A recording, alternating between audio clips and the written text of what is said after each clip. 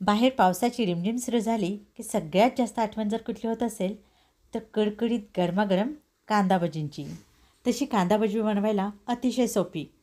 कांदा चिरायचा, भज्यांचं बॅटर बनवायचं, तेल तापवायचं, त्याच्यात भजी सोडायची आणि गोल्डन कलरवर तळून घ्यायची. झाली कांदा भजी तयार. किती सोपं.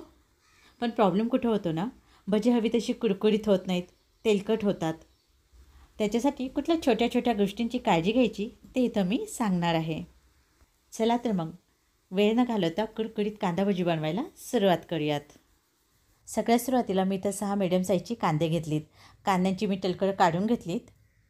आता आपल्याला कांदा ह्या पद्धतीनं असा उभा मधून चिरून घ्यायचा आहे. कांद्याच्या ह्या पद्धतीने असे 2 भाग करून घ्यायचे आहेत.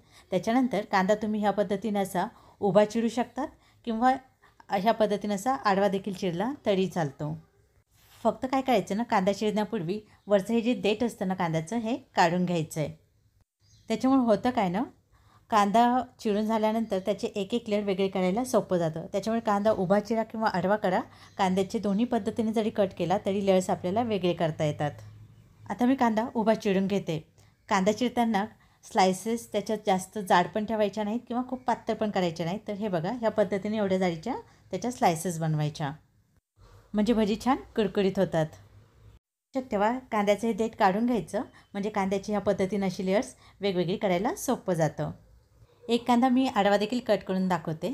इथं मी हा कांदा आडवा कट केला आहे. याच्यामध्ये पण तुम्ही बघू शकताय, कांद्याचा एक एक लेअर याच्यामध्ये पण वेगळा करणं सहज सोपं होतं. त्याच्यामुळे कांदा उभा चिरला किंवा आडवा चिरला तरी चालेल. इथं मी सगळा कांदा कट करून घेतला आहे. आता कांदा मी एका भांड्यामध्ये काढून घेते. आता काय करायचं, कांदा ह्या पद्धतीने असा हाताने हलकासा चुरगळून घ्यायचा. त्याच्यामुळे काय होतं ना, कांद्याची लेअर्स वेगवेगळी होतात. कांद्याची लेअर्स या पद्धतीने अशी सुट्टी करून घेतली म्हणजे भज्यांना खूप छान कुरकुरीतपणा येतो. आता याच्यामध्ये मीठ घालून घ्यायचं आहे. सुरुवातीला मी इथं 1 चमचा मीठ घालून घेते. मीठ व्यवस्थित कांद्याला चोळून घ्यायचं आहे. मीठ कांद्याला ह्या पद्धतीनं असं चोळून घेतल्यामुळं कांद्याला पाणी सुटतं. चोळून झाल्यावर कांदा आपल्याला 10 मिनटासाठी बाजूला ठेवायचा आहे, म्हणजे त्याला पाणी सुटतं. 10 मिनटं झाले की कांद्यामध्ये पाव चमचा हळद घालून घ्यायची, 1 टीस्पून ओवा घालून घ्यायचा आहे. सोबत आवडत असतील तर 1 टीस्पून जिरे देखील घालू शकतात. नंतर 2 चमचे तांदळाचं पीठ घालून घ्यायचं आहे. तांदळाच्या पिठामुळं भजी बराच वेळ छान कुरकुरीत राहतात. आता याच्यामध्ये बेसन घालून घ्यायचं आहे. मी इथे 1 कप बेसन घेतलेलं आहे. पण सगळं बेसन एकदाच न घालता अंदाज घेत घेत याच्यामध्ये बसेल तेवढंच बेसन याच्यामध्ये घालून घ्यायचं आहे. आता हे सगळं व्यवस्थित मिक्स करून घ्यायचं आहे. कांद्याला जे पाणी सुटलेलं आहे त्याच पाण्यामध्ये आपण पीठ ओलावून घेणार आहोत. एक्स्ट्राचं पाणी आपण वापरणार नाही आहोत. त्याच्यामुळे भजी चांगली कुरकुरीत होतात आणि तेलकट होत नाहीत. मी तर मिरचीचा वापर केलेला नाही आहे. फक्त हळद आणि मीठ घातलेली भजी देखील छान लागतात. तुम्हाला आवडत असेल तर तुम्ही हिरवी मिरची कट करून घालू शकतात किंवा लाल मिरची पावडर वापरलं तरी चालेल. तर इथं मी पाण्याचा बिलकुल वापर न करता गरजेनुसार बेसन घालून पीठ ओलावून घेतलं आहे. आपण कांदा भजीसाठी जी पीठ तयार करतो ते खूप जास्त असं सैलसर नसतं. तर ह्या पद्धतीने परफेक्ट कन्सिस्टन्सी आहे, म्हणजे हातात घेतल्यानंतर थोडंसं पुश केलं की ते खाली पडतं आहे. बस परफेक्ट आपल्याला असंच हवं आहे. इथं भजी बनवण्यासाठी पीठ बनवून तयार आहे. मीठ एकदा चाखून बघायचं आहे आणि लागलीच भजी बनवायला घ्यायची आहेत. मी तर साईडला तेल तापायला ठेवलं होतं. त्याच्यातला 1 चमचा तेल घ्यायचं आहे आणि ह्या तयार केलेल्या पिठामध्ये घालून घ्यायचं आहे आणि चमच्याने व्यवस्थित मिक्स करून घ्यायचं आहे. भजी तेलामध्ये सोडण्यापूर्वी ह्या पद्धतीने हात थोडासा असा ओलसर करून घ्यायचा आणि थोडंसं पीठ ह्या पद्धतीनं असं हातात घ्यायचं आणि तेलामध्ये भजी सोडून घ्यायची. आता भजी सोडताना तेल चांगलं गरम असावं. या पद्धतीनं असं 4 बोटामध्ये पीठ पकडायचं आणि अंगठ्याने थोडंसं पीठ पुढे ढकलून द्यायचं आहे. खूप जास्त मोठे मोठे गोळे टाकायचं नाही. तर ह्या पद्धतीने असं 4 बोटामध्ये पकडायचं आणि अंगठ्याने थोडं थोडं पुढे ढकलत चालायचं. एका वेळेला तेलात बसतील एवढीच भजी तेलामध्ये टाकून घ्यायची आहेत. आता भजी तळताना गॅस खूप जास्त मोठा देखील ठेवायचा नाही आहे.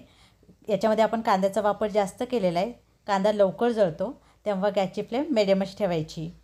खूप कमी गॅसवर जरी भजी तळली तरी भजी तेलकट होतात, म्हणून गॅस मध्यमच ठेवायचा, म्हणजे भजी परफेक्ट तळली जातात आणि कुरकुरीत होतात. भजी टाकल्यानंतर लगेच हलवायची नाही आहे, तर थोडं त्यांना सेट होऊ द्यायचं आहे आणि मग नंतर झाडीच्या मदतीने हलवून घ्यायचं आहे. भज्यांना मध्ये मध्ये एकसारखं हलवत राहायचं आहे. त्याच्यामुळे भजी एकसारखी सोनेरी रंगावर तळली जातात. भज्यांना छान सोनेरी रंग आला आहे. इथे भजी तळून तयार आहेत. भजी लगेच काढून घ्यायची आहेत. याच पद्धतीनं मी बाकी सगळी भजी देखील तळून घेते. व्यवस्थित तेल निथळून भजी काढून घ्यायची आहेत. तुम्ही बघू शकता भजी छान मस्त कुरकुरीत झाली आहेत. सगळ्यात शेवटी सगळी भजी तळून झाली की मिरच्या तळून घ्यायच्या आहेत. मिरची तळण्यापूर्वी मिरचीला उभी चीर द्यायची आणि तेलामध्ये तळून घ्यायची. आणि मिरची गरम गरम असतानाच मिरचीवर हलकंसं मीठ घालून घ्यायचं आहे. तुम्ही बघू शकताय भजी किती छान कुरकुरीत झाली. एक भजी मी तुम्हाला खाऊन दाखवते, ऐका.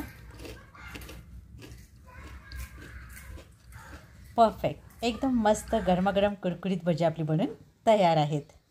आय होप आजचा व्हिडिओ तुम्हाला नक्की आवडला असेल तर तसं मला कमेंटमध्ये नक्की कळवा. सोबत लाईक करा, शेअर करा आणि हो, सबस्क्राईब करायला विसरू नका. पुन्हा लवकरच भेटूयात एखाद्या छानशा रेसिपीसोबत. तोपर्यंत खूप खूप धन्यवाद.